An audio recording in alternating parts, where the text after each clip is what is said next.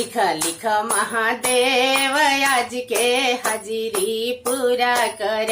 लिख लिख महादेव आज के हाजिरी पूरा कर।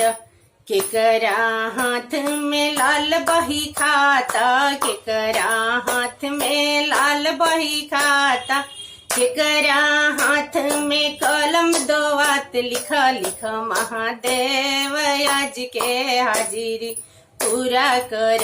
लिख लिख महादेव आज के हाजिरी पूरा कर।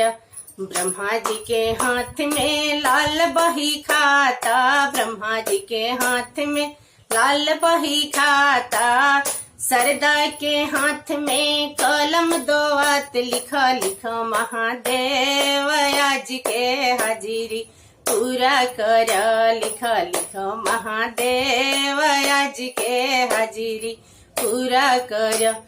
विष्णु के हाथ में लाल बही खाता, विष्णु के हाथ में लाल बही खाता, लक्ष्मी के हाथ में कलम दोवात। लिख लिख महादेव आज के हाजिरी पूरा कर। लिख लिख महादेव आज के हाजिरी पूरा कर। राम जी के हाथ में लाल बही खाता, राम जी के हाथ में लाल बही खाता, सीता के हाथ में कलम दोवात। लिख लिख महादेव आज के हाजिरी पूरा कर। लिख लिख महादेव आज के हाजिरी पूरा कर।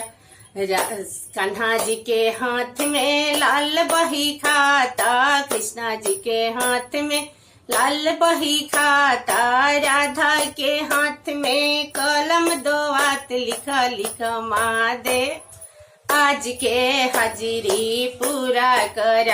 लिख लिख महादेव आज के हाजिरी पूरा कर। लिख लिख महादेव आज के हाजिरी पूरा कर। लिख लिख महादेव